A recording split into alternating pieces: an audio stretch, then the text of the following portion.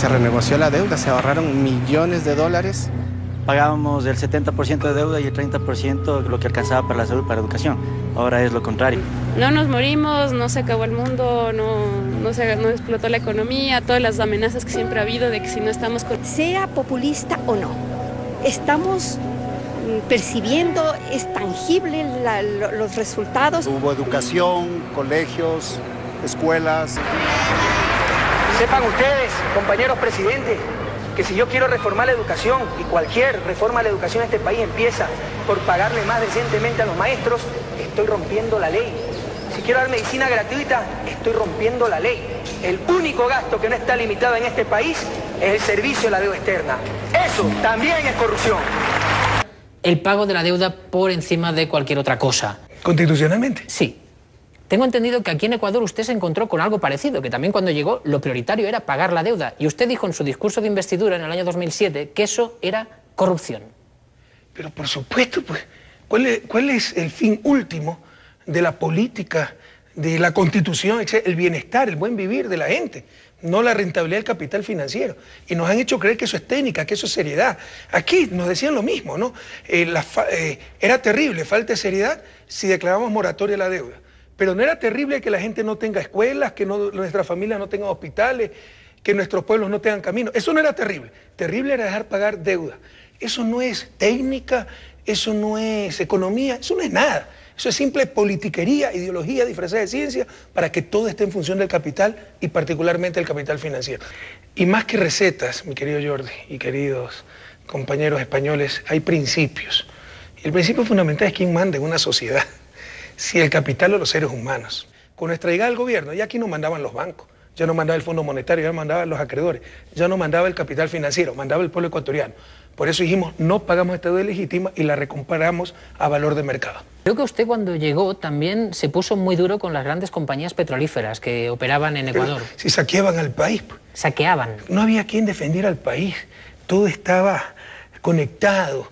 Eran las mismas élites, así sean empresas transnacionales, se las arreglaban para que sus abogados fueran los ministros de Estado y todas esas cosas.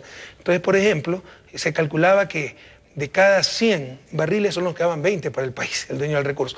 80 se iban en costo de producción, obviamente, pero en utilidades de estas empresas. Hoy la relación es la inversa. Imagínense cuánto nos quitaban.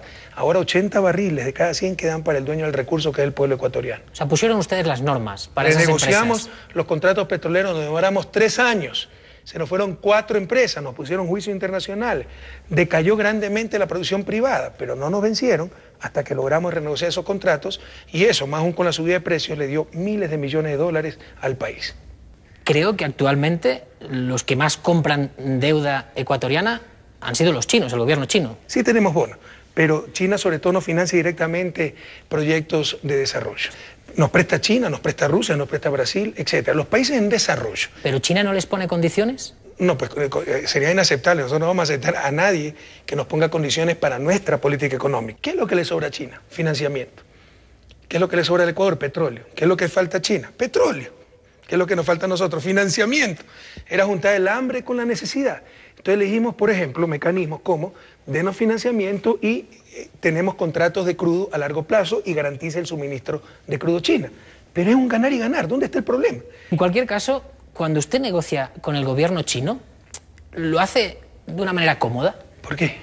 Bueno, usted muchas veces habla de los derechos humanos. Por supuesto. Y no sé si China es el mejor ejemplo de país que respete los derechos humanos. Bueno, si es por eso, pues no le prestamos a nadie. Porque el país que más respeta los derechos humanos del continente se llama Estados Unidos. O el embargo a Cuba no es el mayor atentado a los derechos humanos. Sí, pero estamos hablando de China. No, pero yo también le estoy poniendo un ejemplo. Entonces, cuando prestamos a Estados Unidos no había problema. Me parece fantástico. Oye, Si yo no le voy a defender a Estados Unidos. Jamás vamos a estar con los atentados a los derechos humanos, si es que es correcto lo que usted dice sobre la situación china. Bueno, cuando uno está haciendo negocios con uno de los países que está en la delantera de la aplicación de la pena de muerte, pues no sé si en ese momento de la... ¿En Estados Unidos no hay pena de muerte? Sí, sí, por supuesto. Entonces, Unión Europea que no comercie pues con Estados Unidos. Presidente, demasiada doble moral, mi querido George. Yo lo que le puedo decir es que en Ecuador no tenemos pena de muerte. Nosotros, mire, somos muy éticos, pero también muy pragmáticos. Estamos hablando de financiamiento. Cuando se va a hablar de derechos humanos, tomaremos las medidas que sean necesarias. Cuando uno se ve negociando con según quién, no sé si usted debe pensar, hostia... Bueno, usted no va a negociar con España, porque con todo respeto, ¿Qué mayor atentado a los derechos humanos que la gente se suicide pues porque le quitan la casa? Entonces tampoco vamos a negociar con España.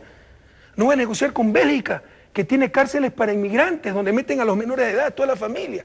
Si es por eso nos quedamos solos en el mundo. ¿Usted llegó a echar del país cuando era ministro de Economía? Sí, señor. Al representante del Banco Mundial en Quito. Sí. Ahora, sin embargo, he visto que ustedes han recibido una línea de crédito del Banco muchas Mundial. Gracias, pues. Le insisto, o sea, sin claudicar en nuestros principios, somos muy pragmáticos. Pero yo expulsé a ese señor por entrometerse en política nacional, porque los dólares servían como chantaje, pues. Usted hace eso, es lo que usted estaba diciendo, los condicionamientos. Hace esto, o no le doy la plata. Eso era inaceptable para nosotros. Ahora que nos prestaron incondicionalmente a largo plazo a tasa de interés, muchas gracias. Pero si nos quieren poner condiciones, le expulso de nuevo por el representante. Le repaso. Empezó Chávez en Venezuela, Evo Morales, Pepe Mujica en Uruguay, usted mismo aquí en Ecuador. ¿Qué ha pasado en Latinoamérica? Que se cansó, pues. En Latinoamérica el dominio de siglo de unas cuantas élites. Y esto se exacerbó por la larga y triste noche neoliberal, que fue un fracaso rotundo en América Latina. Nos llevó a la peor crisis de la historia en el 99. La larga y triste noche neoliberal, le llama usted. Empezó desde mediados de los 80 y continuó hasta el principio del siglo XXI y destrozó nuestra economía, nuestra sociedad y probablemente nuestras democracias, porque nuestros gobiernos perdían legitimidad. El pueblo, probablemente lo que le pasa un poco a Europa, no quiero especificar países.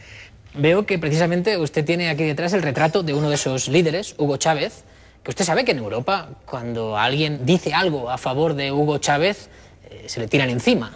En cambio usted... ¿Quién? ¿Quién? ¿Quién? Quiere decir que no conoces absoluto Latinoamérica. Primero, más que líder, un queridísimo amigo, un extraordinario ser humano, y tan satanizado como probablemente soy yo, como es Evo Morales, como somos todos los que queremos cambiar la realidad en América Latina. Creo que Hugo Chávez lo fue más satanizado. Probablemente por su temperamento, siempre en defensa de su pueblo. Pero yo le pregunto, ¿qué era Venezuela antes de Hugo Chávez? Ustedes saben que Venezuela durante casi 70 años fue el primer productor de petróleo del mundo. ¿Y qué logró con eso? Las fortunas en Miami, los grandes apartamentos, grandes mansiones. ¿Cómo lo va a querer esa élite? Y esa élite es la que maneja los medios de comunicación, que tiene ascendencia y parentela europea, que probablemente es accionista de los diarios también europeos, etc. Entonces es difícil luchar contra esas campañas mediáticas, desinformativas, pero nosotros seguiremos haciendo lo que tenemos que hacer. ¿Qué era? La gran pregunta para España y Europa. ¿Qué era Venezuela antes de Hugo Chávez? ¿Cree usted que hay libertad en Venezuela? Pero por supuesto, tanta libertad que puede insultar a Maduro. Usted ve todos los insultos que representa a Maduro, como aquí. Aquí una de las cantaletas es que no hay libertad de expresión. Vaya, vea, hay tanta falta de libertad de expresión que lo pueden publicar todos los días. Lo que pasa es que hicimos una ley de comunicación y ya los ciudadanos pueden defenderse en las instancias correspondientes. Entonces nunca ese enorme poder mediático ha tenido límite. Ahora sí se encuentra con esos límites y está exasperado. Usted tiene un programa de televisión, creo que los sábados, en los que yo le he visto allí, bueno, lanzar duras críticas a según qué periodistas de... ¿Y cuál es el problema? No. Ellos no lanzan duras críticas al gobierno. Es que esa es otra de las cosas, el engreimiento del periodismo, con todo respeto. No. Se creían por encima el bien y el mal. La libertad de expresión era solo para ellos. Ahora también yo tengo libertad de expresión. Ellos pueden decirle lo que crean al gobierno. Yo diré también lo que creo de los medios de comunicación. ¿Dónde está el problema? Más, deberíamos preguntarnos si una sociedad se puede llamar verdaderamente libre cuando el derecho fundamental a la información está en manos de negocios privados con fines de lucro. Cuando lo hemos visto en entrevistas en España, aquellas que han tenido más repercusión han sido las que le ha hecho mi compañera Ana Pastor. No le llame Anita. Yo creo que no estuvo usted muy acertado llamándola Anita. Bueno, con todo respeto, yo creo que también eso es etnocentrismo, porque Anita es una demostración de afecto en Latinoamérica. Es como cuando me saludan con 2 besos allá, aquí lo podemos malinterpretar, pero jamás se me va a ocurrir aquello. Bueno, ustedes deben también respetar el resto de cultura, ustedes de vez en cuando. No, yo le respeto. Ayudar a entender el mundo, tratar de entender el mundo, no solo... Yo intento entenderle, pero su país, no solo su territorio. Yo creo que si usted le hubiese llamado Ana no hubiese pasado nada, igualmente. Pero bueno. Y aquí si le llamo Anita no pasa tampoco nada. Entonces tenemos que tratar de entender las otras culturas también. En cualquier caso, yo he querido que Ana también estuviese hoy presente en esta entrevista. Un abrazo solidario, Anita. No, presidente, ahora precisamente el programa que viene es el de Ana Pastor. Si quiere usted darle paso directamente, puede hacerlo. No, Anita, un fuerte abrazo. Le esperamos aquí para que conozca Latinoamérica y sienta una democracia vibrante, una libertad de expresión real, libertad plena. Bienvenida a Ecuador.